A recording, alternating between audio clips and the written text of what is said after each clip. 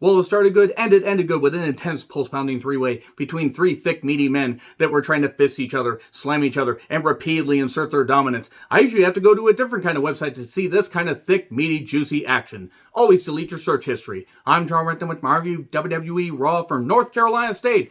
Quick note, they took out Ric Flair's trademark woo from the intro. Gee, I wonder why. Maybe actions have consequences. Let me know your thoughts on that in the comments, please. And let me know your thoughts on this whole show in the comments, because this actually was a pretty decent edition of Raw overall. Now, I'm shocked to say that, and it definitely was a step, or rather several steps above the last 6 to 9 months. Nice, because Raw has not really been all that good. There's been flashes of really good shit, mired in the creative quagmire giggity that Vince McMahon has basically created.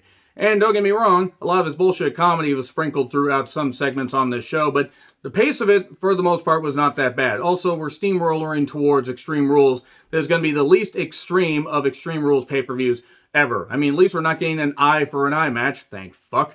No ping pong balls, more in the pity. So we have recaps of Big E cashing in. This was good. Good shit. I was a little bit disappointed that Bobby Lashley's WWE Championship reign ended so soon, but that being said, Big E, he absolutely deserves it. That's what the fans were chanting when New Day came to the ring. You deserve it, you deserve it. And Big E was soaking in the adulation, ejaculating all over everybody. That was really hard to goddamn say. And he thanks the fans and thanks everybody. He did say he was thanking so many people here and somebody above. And a Brody chant broke out. You know, he was really close friends with Brody Lee. I mean, I can only imagine how much that hurt him, but how happy Brody Lee must be, like, seeing that, and terrible that Brody Lee, you know, is no longer with us. I can only imagine how happy he is seeing his friend Big E win a championship, win the championship. It was a big goddamn deal and a really emotional moment. And then here's the Bloodline, and they're like, haha, we're going to stare you down and everything. And, wow, we're starting with this match. Holy shit, pay-per-view worthy shit here. New Day versus the Bloodline. Thankfully, it is not like Jimmy's Blood alcohol line, which is a little bit elevated. And I don't know what's driving the Usos, but hopefully it's not Jimmy. Okay, enough of that. Hot start. Big fight feel. Really good shit. There isn't going to be a lot of negativity about this match. In fact, there isn't going to be any negativity because this was really good. And while I have had some issues with some of the stuff they've been doing with Roman Reigns, Heyman, and the Usos, for the most part, they've gotten this shit right. And the stuff they're doing with New Day are reunited. And you know what? It is what it is. It's fine. I mean, I don't know if they're going to stay reunited, because who knows, Big E might lose to Bobby Lashley at Extreme Rules and then go back to SmackDown and might be the guy to eventually deep throat the tribal chief while he gets head at the table.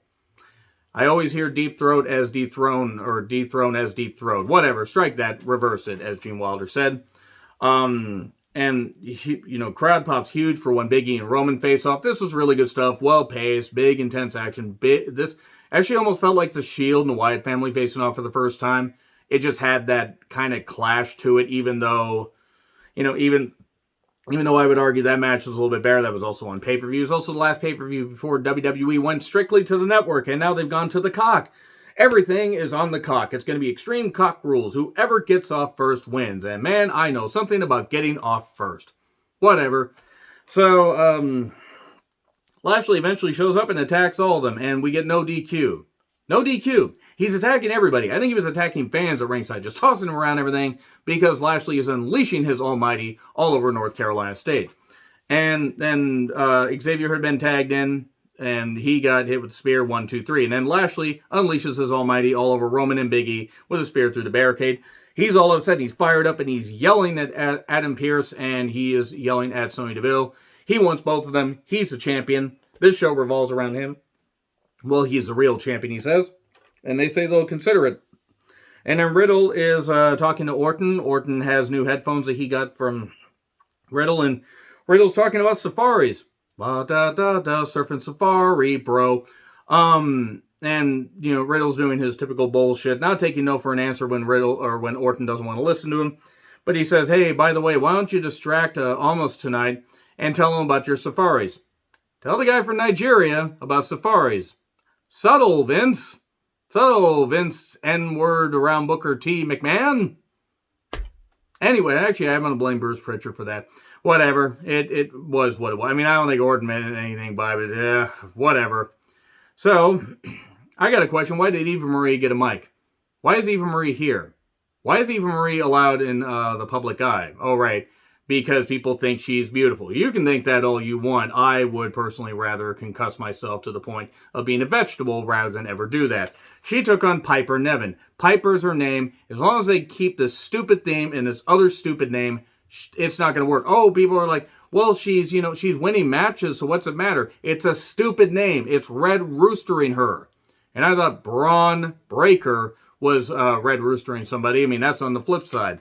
She beats Eva, and then why? Why did this happen? By the way, Corey Graves at one point compared Eva Marie to Muhammad Ali. Can we trade bring Muhammad Ali back and put Graves in his place? Seriously. And then maybe he can piss on Carmella from heaven, allegedly. So, yeah, Piper winning this. I mean, what are they going to do? Add a match at Extreme Rules, and it's going to be like she's going to beat her, and then like stuff dog food in her mouth. Rats. I almost had her eating dog food. Big E wants Bobby and Roman in the worst way, or in the best way, depending on what you're into.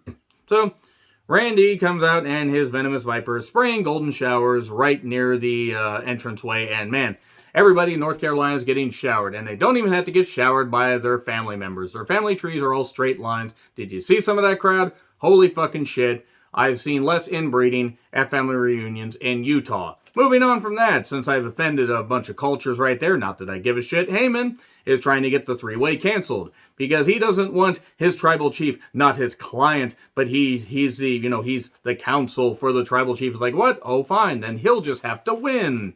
Styles with Omos versus Orton with Riddle. This match, again, was it well wrestled? Yes, it was. Did it drag on? Yes, it did. Proof that they really didn't have much for this show by this point. Now, it picked up later, and I will have some praise, but almost at one point got kicked out, but then, punched out Riddle, and seeing Riddle getting destroyed repeatedly, it never gets old. And Styles coming from behind on Orton. Oh my. The Orton coming from behind community. And Styles hits head first into the turnbuckle. Pretty intense bump that he took there. This kept going and going. The crowd did pop for the RKO 1, 2, 3. All right, whatever. Okay, I want to take a moment to, by the way, say that apparently Keith Lee is now known as Keith Bearcat Lee, Bearcat Wright, Bearcat Brown. And sure, it doesn't fit Keith Lee. And that's Bearcat Wright fit. Google it, kids. Bearcat Brown, that fit. Doesn't fit with Keith Lee. Now I'm just picturing him having a Bearcat friend. Thanks a lot, Noah, by the way. Once you said that, and once I saw that tweet, I kept... Check out my Twitter, by the way. Once this post, you'll see nothing but a bunch of Bearcat reactions. Because why? What the fuck? If Vince McMahon's going to be stupid and bound and determined to basically cut his talent off at the knees and pretty much even, he's going to at least cut one of their feet off or whatever, so they're blending with Kerry Von Erich, who, by the way, has not been eliminated from the 91 and 92 Royal Rumbles because both feet must touch the floor. Am I going to hell? Absolutely. But poor Shayna being just destroyed by bad booking, just 100% bad booking. The stuff having to deal with Nia. There is no good reason, by the way, for Nia to still be here at all. I blame The Rock. I do not feel The Rock should be inducted in the Hall of Fame for a number of years because he, foisted Nia on us. And Nia has been a detriment to the entire Raw Women's Division. She's been a detriment to NXT, Raw, SmackDown, whatever. And I don't care if she is nice or not. I don't give a shit. As far as a wrestling character, she's an embarrassment. She is as useless as a goddamn couch left out in the rain on the side of the road for a goddamn week, which is unfair because you can Febreze that shit and actually get some use out of the goddamn couch. You can't get anything out of Nia, who's basically a diseased, dead wildebeest. And even then, the wildebeest, at least at one point, wasn't diseased and actually had a point. A dead zebra has more usefulness than Nia, because at least lions can get some stuff out of that. What is Nia doing? Nia is basically plaguing women's wrestling. When there are women busting their asses on the goddamn indies, I've seen some terrific women on the goddamn indies, just busting their asses for, like, say, $100, $200, a pop on shows, selling their merch and everything. I've met many at local shows, and they work a lot harder and would be a lot better in the ring than Nia. There are women that are considered, I guess, plus size. I guess that's a term that we're still using. If we're not, I do apologize. that are maybe not fitting the norm that could wrestle better than Nia, that could have a better presence than Nia. What does Nia have? She has a goddamn chia pad on her goddamn head that's probably trying to fucking escape at this point, because nobody likes Nia. If you like Nia, that's fine. I just don't understand why Nia needs to exist in a business where women have bled, they have sweat, they have broke their bones, they have torn their muscles. You have women that paved the way like Luna Vachon and so many other women, Ivory and so many women. Ronda Singh, who's Bertha Faye, who, even with the Bertha Faye gimmick, could wrestle better than Nia. I mean, she was better in All Japan, I believe, but I believe that's where she was. But the whole point is, so many women that tear it up. There are women in Stardom, women all over the world, that are way better than Nia Jax could ever fucking hope to be. And Nia Jax is simply there because of nepotism. Nepotism Jax should be her goddamn name. And the fact that this catastrophically just aborted fetus of a wrestler. That's basically what she is. She moves her, and that's unfair, actually, because even that, whatever it was in the sink in PT actually served a goddamn purpose. It scared you. What does Nia do? Nia just terrifies me, because I'm like, shit, I have to sit through another Nia Jax promo. I have to sit through another Nia Jax match. I don't want to sit through that. The fact that she is allowed to be in WWE proves that Vince doesn't care for what the women go through. She's injured multiple people. She's careless. She doesn't want to get better, and I can't stand her. So that's enough of ranting about Nia, the goddamn stupid, range-soaked couch that doesn't serve any goddamn purpose, and, basically is like, it would be like trying to push a goddamn snowball uphill and then getting flattened, even despite the fact that, like, oh, that's not how physics work. Well, no, that's exactly how physics works. And what am I even on about? I don't know. Nia Jax is goddamn atrocious. I can't fucking stand Nia Jax. The day she is out of a business that fans like me really appreciate, that she doesn't deserve to be in, will be a day we can all celebrate. And then we can laugh, like we laughed at Shayna destroying Nia, beating her up, choking her out, stepping on her goddamn arm on the goddamn steps and everything. Is this going to fix Shayna's character? Well, she did have to sell and act all scared of a goddamn doll, so probably not going to work. Ultimately, they're going to have to build her back up, and I'm not saying you can't have her be a little bit funny, but maybe you need to have her go back to being the killer. You don't need to make her like the NXT Women's Champion when it was like literal, it was literal creative, like, a black void, because they made all the matches formulaic. Sometimes they were fine, and other times the whole reign of terror just got out of control. That being said, Shayna is legit, is much more deserving than something like this. She beat the shit out of Nia. God, it would be such a shame if, Nia was just off of TV for good. Do I want her injured? No, because she'd probably injure herself getting out of bed. She tore goddamn her two ACLs or whatever, because they're made of melted Twizzlers or whatever, because she can't do anything any goddamn more without getting hurt and hurting other people, because I hate her. I hate the fact that she exists in a business that I appreciate and so many other fans appreciate. But yeah, at least Nia got the shit beat out of her. And hopefully that continues to happen, and maybe then she can get out of a business she never fucking belonged in, because Nia Jax is an embarrassment to professional wrestling. Has been, always fucking will be. And I don't care if there are Nia Jax fans that want to get all happy and upset at me. You can be happy that Nia Jax is on your television screen. That's fine. I would rather hit myself repeatedly in the head, to the point where I turn my brain into a goddamn, egg in a jar, and I would still be better and more intelligent than anything who, like Miss Nia Jax with her superior immune system. I just wonder if she decided to be a little bit smarter and take some kind of vaccine thing. But this is off on a tangent. I hope that Shayna, I hope the segment was done to write Nia off. Oh, Nia, please, or whatever. And somebody said that Nia Jax was squealing like Larry Steve. That was somebody else. It was funny. It was wrong, but it was funny. Anyway, why is Eva Marie on this American Ninja Warrior Jr. thing? Don't get eliminated! Do you think Eva Marie could spell American Ninja Warrior Jr. without help? I don't. So, Ali and Mansoor took on Garza and Humberto, who apparently are cousins. Garza and Humberto.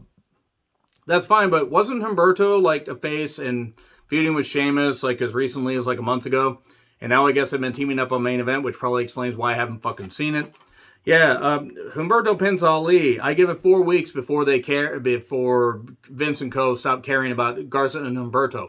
I'm not against these guys being featured, but since Ali and Mansoor, they're a team that just they've already pretty much been just creatively like beaten into the goddamn ground.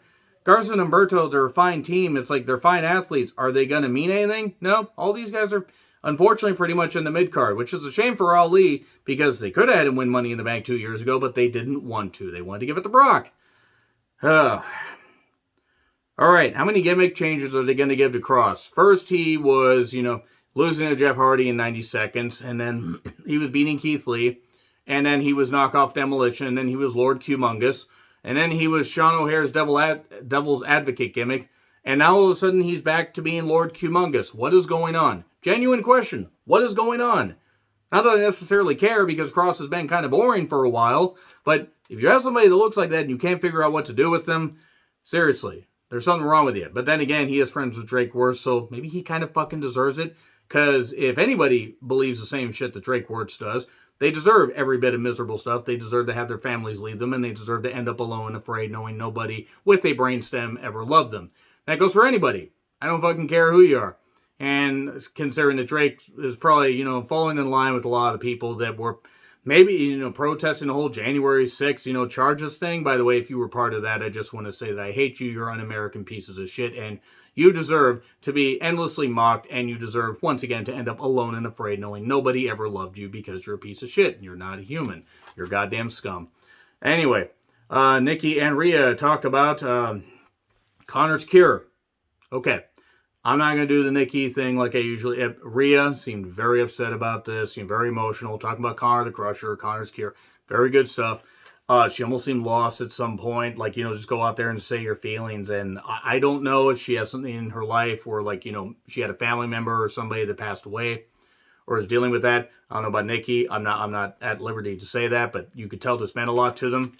And then they finish it off with, put your arms in a V for victory. Put your arms in a V. So we're just done with phrasing, right? That's not even a thing anymore.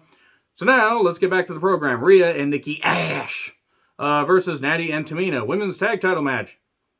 Okay. So Nikki Ash gets the victory.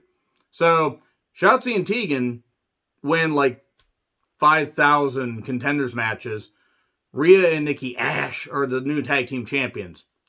Okay, so Rhea pretty much doesn't mean anything right now, which is a real shame because I think she could have been a great single star, and now they put her in a tag team that, unlikely tag teams only work here and there. WWE does it a lot, and really, I just don't care. Alexa's Playground. Good God, why? Why is this happening? By the way, Charlotte wants the old Alexa Bliss, because she wants the 5 feet of fury. She wants the person that's not tall enough to get on rides at the theme park.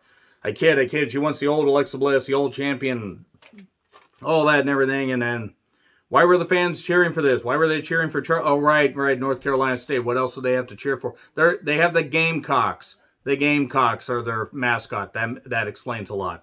So anyway, I do, by the way, hope that the Gamecocks lose every goddamn remaining game they have in their season because it's what these fans deserve for cheering this horse shit. By the way, if you like this Alexa Charlotte stuff, that's fine. Cool, whatever. I did kind of find it funny how Alexa talked about, the woo and everything. That's not even yours or whatever. And Charlotte did fire right back. Let's not talk about originality. I mean, neither are wrong, to be fair. I mean, I hope that Charlotte just goes to AEW. Probably the only Flair that will be going to AEW anytime soon, or if not ever. But yeah, brawl with the doll's head being ripped off and everything. I'm Talkie Tina, and I don't like this feud. So yeah, I'm going to be doing my Extreme Rules predictions, by the way, right, with my SmackDown review, because I really don't care about this pay-per-view. I will admit a couple lines I got off were fine, but I don't care about this. So,